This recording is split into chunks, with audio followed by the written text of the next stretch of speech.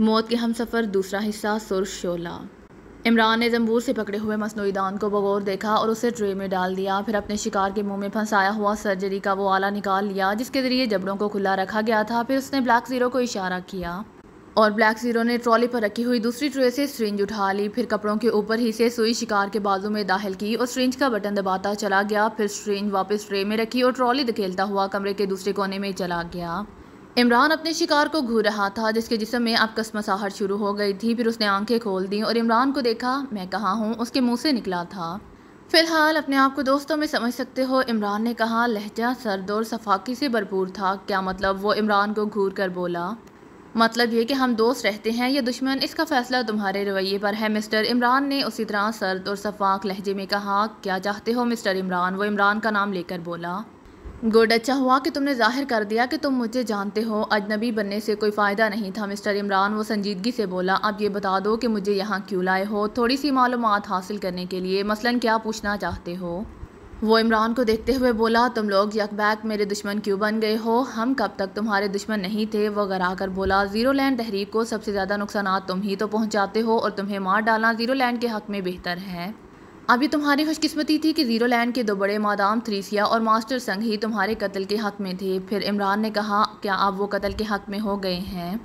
नहीं, उसने नफ़ी में सर हिलाया। उसकी मंजूरी ऊपर से आई है। मास्टर सिंह और मादाम थ्रीसिया को इसका इल्म है। हाँ, उसने इस बात में सर हिलाया, मगर अब वो तुम्हारे कत्ल के अहकामात में किसी किस्म की मुदाखलत नहीं कर सकते। मादाम IT3 का पता बता सकते हो? हाँ, उसने आसमान की जानिब उंगली उठाकर कहा। वो अपने फीग्राज में मौजूद है मिस्टर इमरान। क्या तुम मादाम से मिलना चाहते हो? नहीं, इमरान ने कहा। मगर वो यहाँ क्यों आई है? क्या वो मेरे कत्ल का तमाशा देखने आई है कि तुम लोग किस तरह मुझे मौत से हमकनार करते हो? नहीं, उसने नफ़ी में सर हिलाया। उसकी वजह मादाम का वादा है। कैसा वादा? इमरान ने पूछा। मादाम ने शादी के सिलसिले में तुमको वार्निंग दी थी। हाँ, इमरान ने इस बात में सर हिलाया। और तुमने इस वार्निंग पर कोई तवज्जो नहीं दी, उसने गरा कर कहा। और बड़ी धूम से शादी रचा बैठे। गलत कहते हो, इमरान ने कहा। शादी ज़बरदस्ती हुई है? कुछ भी हो, तुमने शादी तो कर ही ली ना, वो गराया। मादाम अब अपना वादा पूरा करने आई हैं। वो तुम्हारी बीवी बच्चे से निपटेंगी और हम। वो हंसा। फिर बोला। हम तुमसे, ताकि तुम तीनों बाक वक्त मौत के हम सफ़र बन सको। क्या वो उसे मार डालेगी? इमरान चौंका। इस बारे में मादाम का क्या प्रोग्राम है ये वही बता सकती हैं। अलबत्ता इसका अंजाम मौत पर ही मुतनज्जे होगा। इमरान ने हंकार भरा। चंद लम्हे सोचता रहा, फिर बोला। फीग्रास 24 घंटे फ़िज़ा में नहीं रह सकता। कहीं ना कहीं वो लैंड ज़रूर करेगा। क्या तुम मुझे इस जगह का पता बता सकते हो? बोलो। वो बातें ना पूछें तो बेहतर है कि जो मैं ना बता सकूं, लेकिन मैं ज़ुबान खुलवाना जानता हूँ, इमरान गराया।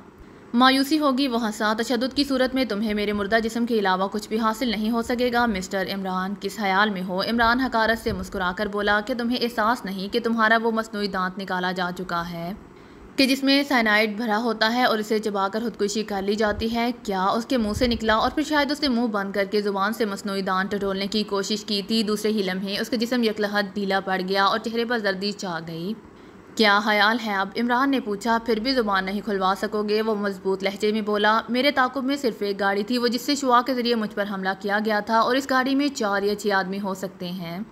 लेकिन शहर से बाहर मुझे घेरने वालों की तादाद 50 के करीब थी। क्या तुम बता सकते हो कि ये बकिया अफराद कहाँ से वहाँ पहुँच गए थे और कैसे? हमने शहर से बाहर निकलने से पहले ही ट्रांसमीटर पर मदद तलब कर ली थी। मगर किससे? इमरान ने पूछा।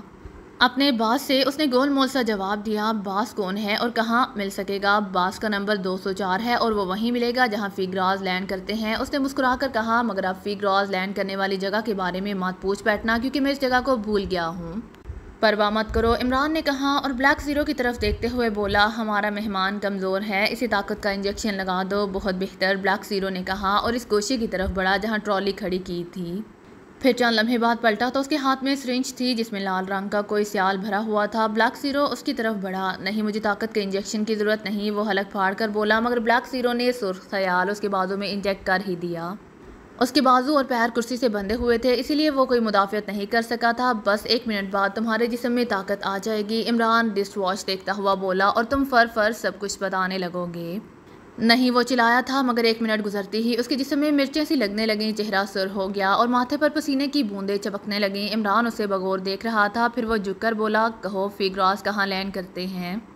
नहीं बताऊंगा, वो कराया। मगर लहजे में एतमाद नहीं था। इमरान सीधा हो गया। अब वो बुरी तरह सर पटकने लगा था। चेहरा अंगारा हो गया था और मुंह से कराहें निकलने लगी थी। वो हाथों को आज़ाद कराने की सरतोड़ कोशिश कर रहा था। मगर फौलादी जंजीरों की गिरफ्त से हाथ निकालना आसान नहीं था। अगर मैं तुम्हारे हाथ खोल दूं तो इमरान ने कहा, जानते हो क्या होगा? तुम वो कुछ और कह ही नहीं सका, अपने जिस्म को नोच नोच कर जख्मी कर डालोगे। इमरान ने जुमला पूरा करते हुए कहा, अपने दांतों से अपनी ही बोटियां नोचोगे? मम, मुझे इससे निजात दिलाओ। वो कराह कर बोला, फीगराजों के लैंड करने की जगह का पता? इमरान गराया, बता दूंगा। वो कराहते हुए बोला। उसके चेहरे से पसीना और मुंह से कफ बहने लगा था। चेहरे की सुर्खी बता रही थी कि वो सख्त अजियत में है। जिस्म बार बार बल खा रहा था, ऐंठ रहा था। इससे बर्फ दो, इमरान ने कहा, और ब्लैक ज़ीरो ट्रॉली वाले घोषे में गया। फिर वापस आकर पानी के रंग का सयाल उसके दूसरे बाजू में इंजेक्ट कर दिया। फिर एक लम्हा भी नहीं गुजरा था कि उसे सुकून हो गया। बस यही मालूम हुआ था उसे कि जैसे किसी ने उसके जलते हुए जिस्म पर बर्फ़ रख दी हो। फिर वो सब कुछ फर बताने लगा। इमरान कुरेद कर उससे सब कुछ पूछ रहा था। फिर आखिर में वो सर हिलाकर बोला, अब आज़ाद होना चाहते हो या यहाँ रहोगे? अब मैं अपने साथियों को नज़र आया तो वो मुझे गोली मार देंगे। वो खौफज़दा लहजे में बोला, चेहरे पर दहशत उभर आई थी। बस फिर यहीं रहो इस वक्त तक, जब तक मैं उनसे निमट नहीं लेता, इमरान ने कहा और ब्लैक ज़ीरो की तरफ रुख करके बोला, इसे गेस्ट हाउस 3 में पहुँचा दो और इसके आराम का ख्याल रखो। बहुत बेहतर, ब्लैक ज़ीरो ने कहा और उसके हाथ पैर खोलने लगा। फिर वो कमरे से निकलते चले गए थे। गेस्ट हाउस 3 दरअसल तहखाना नंबर 3 का कोड था। ब्लैक ज़ीरो की वापसी 10 मिनट बाद हुई थी। उसके हाथ में एक टेप रिकॉर्डर था। उसने रिकॉर्डर इमरान के सामने रखी हुई मेज़ पर रख दिया। क्यों, क्या अब गाने सुनवाने का इरादा है? इमरान ने पूछा। कोई अहम पैगाम है? ब्लैक ज़ीरो टेप का तार खोलते हुए बोला। क्या मतलब? इमरान ने पूछा। इस टेप रिकॉर्डर में जो कैसेट लगा हुआ है उसे सर सुल्तान ने भिजवाया है, ब्लैक ज़ीरो ने कहा। और सर सुल्तान को वह कैसेट आपके डैडी सर रहमान ने अभी 1 घंटा कबल भेजा था जनाब आली। इसमें है क्या? इमरान ने पूछा। शायद थ्रीसिया की जानिब से कोई पैगाम है। क्या मतलब? इमरान ने चौंक कर पूछा। सर सुल्तान को आपके डैडी ने यह कहकर कैसेट भिजवाया था कि नायला अर्शी को बमा बच्चा के थ्रीसिया ने अगवा कर लिया है और उसके बाद ये कैसेट भिजवाया है इस हदायत के साथ कि सिर्फ इमरान ही इसे सुने और कोई नहीं, वरना वो ज़िंदा नहीं रह सकेगा। इसीलिए इसके अंदर जो पैगाम है उससे सब नावाकिफ़ हैं, मगर इसने इन दोनों को अगवा कैसे कर लिया? पुरस्रार तरीके से ब्लैक ज़ीरो ने कहा। फिर सर रहमान की सर सुल्तान को बताई हुई वो सारी बातें दोहराने लगा जो चंद मिनट कबल फ़ोन पर उन्होंने ब्लैक ज़ीरो को बताई थी। फिर आदमी कैसेट लेकर पहुंचा था। इमरान की गराहट उभरी। कैसेट ऑन कर दूं? ब्लैक ज़ीरो ने तार कैसेट में लगाने के बाद पूछा और इमरान नफ़ी में सर हिलाते हुए बोला, नहीं, पहले कैसेट निकाल कर मुझे दो। बेहतर, ब्लैक ज़ीरो ने कहा और कैसेट निकाल कर इमरान को थमा दी। इमरान ने कैसेट को बगौर देखा, फिर इसका जायज़ा लेने लगा। कैसेट आम कैसेटों के मुकाबले में ज़्यादा भारी महसूस हुआ था। फिर इमरान को कैसेट के कोने पर एक नन्हा सा सफ़ेद रंग का एरो भी नज़र आ गया था। उसने एरो की सिमत निगाह डाली। एरो से आधे इंच के फासले पर एक नुक्ता सा था। इमरान ने नुक्ते को हल्के से दबाया लेकिन कुछ ना हुआ। उसने नुक्ते और एरो दोनों को दबाया। फ़ौरन ही कैसेट का एक हिस्सा खुल गया और इस खिले हुए हिस्से पर निगाह डालते ही वो शशतर रह गया। कैसेट के खुले हुए हिस्से में शीशे की बारीक बारीक 3 नलकियाँ मौजूद थीं और ये तीनों मुख्तलिफ रंगों की थी। इन नलकियों के आगे तारों के जाल पर एक जगह ऑफ लिखा हुआ था। इमरान ने इस जगह मौजूद नुक्ते को नाखून से दबा दिया। फ़ौरन ही वहाँ हल्की सी ट्रिच की आवाज़ उभरी। फिर धुएं का एक मरगोला बुलंद हुआ। एक ही लम्हे बाद धुआं साफ हो गया। इमरान ने देखा शीशे की तीनों नलकियां गायब हो गई थीं। उसने खुले हुए हिस्से को बंद किया और कैसेट में लगाकर उसे ऑन कर दिया। फ़ौरन ही वहाँ थ्रीसिया की आवाज़ उभरी थी, इमरान, तुमने मेरी वार्निंग के बावजूद एक ऐसी लड़की से शादी कर ली जिसकी ज़िंदगी के दिन पूरे हो चुके हैं। तुमने शादी करते वक्त मेरी वार्निंग को ये सोचकर बुला दिया था कि मैं तुम्हारा कुछ नहीं बिगाड़ सकूंगी। हालांकि ये तुम्हारी भूल थी। मैं हर जगह और हर लम्हा पहुंच सकती हूँ। मेरे आदमियों से ज़रा सी गलती हो गई थी, अंदाजे की गलती, जिसकी वजह से सर रहमान अपने प्लान पर कामयाबी से अमल कर गुजरे और तुम्हारी शादी हो गई। अगर वो अंदाज़ा गलत ना हो जाता तो तुम नायला अर्शी से कभी शादी नहीं कर सकते थे। बहरहाल बिगड़ा अब भी कुछ नहीं। मैंने कहा था ना कि कोई भी औरत तुम्हारी होकर ज़िंदा नहीं रह सकेगी। तो सुन लो, मैं नायला अर्शी को लेकर जा रही हूँ और तुम अगर 24 घंटे के अंदर अंदर फीग्रॉज लैंड करने वाली जगह नहीं पहुँचे तो नायला अर्शी और तुम्हारे बच्चे दोनों को मौत के हमसफ़र बना दिया जाएगा। उनकी बचानी है जान तो चले आओ। पता तुम्हें अब तक मालूम हो चुका होगा, ना हुआ हो तो इस आदमी से मालूम कर सकते हो जिसे अगवा करके लाए हो। तुम्हारी T3B आवाज़ मालूम होते ही टेप रिकॉर्डर से सुर्ख रंग का शोला निकला और टेप रिकॉर्डर सूखी लकड़ी की तरह जलने लगा। इन दोनों में से कोई हाथ नहीं लगा, अल्फ्रेड हूनहुआ लहजे में बोला। उसके सामने उसके 6 आदमी खड़े हुए थे जबकि उसके अकब में सोफ़ों पर रॉडलिफ, ग्रेटा और मार्टन बैठे हुए थे। नो बास, वो हमें डाश देकर निकल गए। सामने खड़े हुए अफराद में से एक ने कहा। वो गलियों के जाल में गुम हो गए थे। उनकी रहाइश कहाँ पर देखते अल्फ्रेड घर आया। वो वहाँ भी नहीं पहुँचे। बास, उनके साथियों की क़यामगाहों पर तलाश किया होता, वो वहाँ भी नहीं मिले। बास, क्या कहना चाहते हो? अल्फ्रेड घर आया। बास, जब वो हमें डाश देकर निकल गए थे तो मैं सीधा उनकी क़यामगाहों का रुख किया था। उसने जल्दी जल्दी बताया और वो वहाँ नहीं मिले क्या? अल्फ्रेड हूनहुआ लहजे में बोला। हाँ बास, उसके बाद ही मैंने उनके दूसरे साथियों की क़यामगाहों का रुख किया था, मगर वो इन जगहों पर भी नहीं मिले। अल्फ्रेड गिराया। फिर इन लोगों को ज़मीन खा गई या आसमान निगल गया? कहाँ चले गए वो दोनों? खुद हैरान है बास। उनकी क़यामगाहों की निगरानी कराओ। अल्फ्रेड गिराया था। ठहरो, मार्टिन ने कहा। इन लोगों को वापस कर दो। क्यों? अल्फ्रेड के चेहरे पर उलझन के तासुरात उभरे। इसी में बेहतरी है, मार्टिन ने कहा, और अल्फ्रेड ने इन लोगों को वापस चले जाने का इशारा किया। फिर बोला, मैं समझा नहीं कि आपने इन्हें क्यों रोका है। पहले ये मालूम करो कि वो तुम्हारे कमरे में दाखिल कैसे हो सके थे। मार्टिन ने कहा, क्या कमरे के बाहर पहरा नहीं था? वो लोग कॉर्नर्स के ज़रिए मेरे कमरे में घुसे थे। अल्फ्रेड ने कहा। क्या मतलब? मार्टिन ने पूछा। वो पहले बाथरूम में गए, वहाँ से कार्नस पर उतरे और कार्नस के सहारे मेरे कमरे में दाखिल हो गए। अल्फ्रेड ने तफसील से बताया। वो चंद लम्हे सोचता रहा, फिर बोला, इस बात का कैसे पता चला कि वो सीक्रेट सर्विस के मेंबर जूलिया और सफदर थे? कमरे के नीचे से एक पर्स मिला है, अल्फ्रेड ने कहा, और पर्स के अंदर सफदर के नाम का शनाख्ती कार्ड और ड्राइविंग लाइसेंस मौजूद है। गोया वो सफदर और जूलिया ही थे। मार्टिन ने कहा। इस सबूत के बाद किसी शक व शुबे की गुंजाइश बाकी नहीं रह जाती। यकीनन, मार्टिन ने कहा, मगर अब वो तुम्हें अपनी क़यामगाहों पर शाहिद ही मिलेंगे, और अगर मिल गए तो तुम्हारे आदमी आसानी से उन पर हाथ नहीं डाल सकेंगे। मिस्टर अल्फ्रेड, इसीलिए मैंने तुम्हारे आदमियों को रोक दिया है। फिर अल्फ्रेड ने पूछा, वो किस किस्म के कागजात लेकर गए हैं? मैंने बताया था ना कि वो ऐसे कागजात निकाल कर ले गए हैं जिनके ज़रिए मुझे स्मगलर और मंशियात फरोश साबित किया जा सकता है। और कुछ? मार्टिन ने पूछा। क्या ये कागजात अहम नहीं हैं? मार्टिन ने पूछा। इन कागजात की ही बात होती तो तुम इतने फ़क्रमंद और झुलाए हुए ना होते मिस्टर अल्फ्रेड, मार्टिन ने कहा। और भी कोई बात है? और क्या बात हो सकती है? अल्फ्रेड ने बज़ाहिर चौंक कर पूछा। इनके अलावा कोई अहम चीज़ भी वो लेकर गए हैं? मार्टिन ने अल्फ्रेड की आंखों में देखते हुए पूछा। नहीं, अल्फ्रेड हकलाकर बोला। अमेरिका से जो लिफाफे तुम्हारी मार्फत आते थे वो क्या हुए? मार्टिन ने पूछा। अभी आए या नहीं? वो लाल लिफाफे? अल्फ्रेड हल्कलाते हुए बोला। आ गए थे। क्यों, ठीक है ना? मार्टिन गराया। हाँ, अल्फ्रेड ने इस बात में सर हिलाया। और वो दोनों कागजात के साथ वो लिफाफे भी ले गए? क्यों?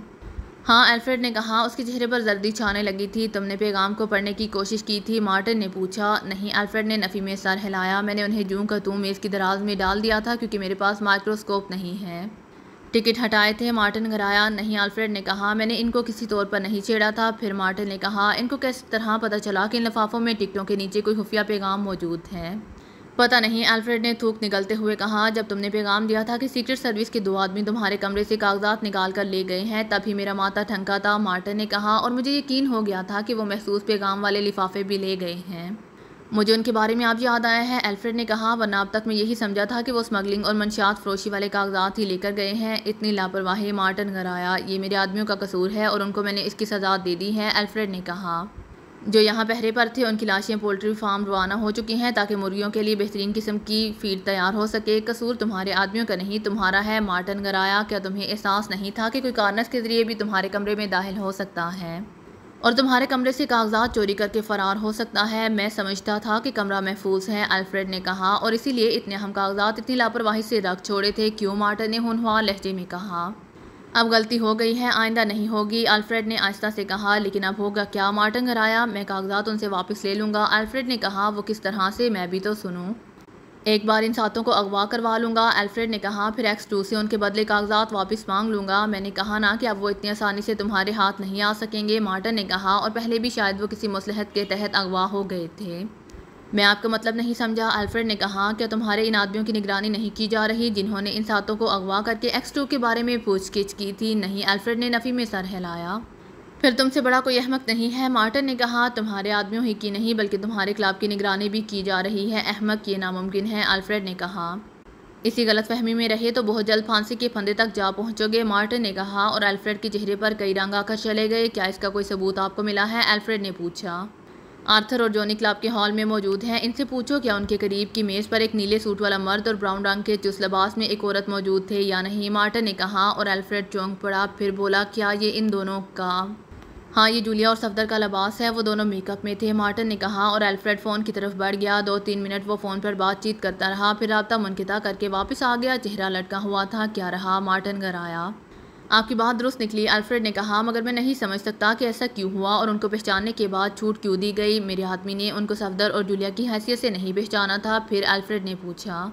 वो सिर्फ इस वजह से मशकूक हुए थे कि आर्थर और जॉनी की निगरानी कर रहे थे। फिर जब वो बाथरूम वाली राहदारी में गए तभी मेरे आदमी को शुबा नहीं हुआ कि वो कई कारोबारी करने जा रहे हैं। फिर अल्फ्रेड के मुँह से निकला। वो तो जब काफ़ी देर तक वो वापस नहीं लौटे तो उसे कुछ छुबा हुआ और उसने बाथरूम वाले हॉल में जाकर उनको तलाश किया, मार्टिन ने कहा। और जब वो वहाँ नहीं मिले तो वो ये समझा कि वो अपनी निगरानी से आगाह होने के बाद फरार हो गए हैं।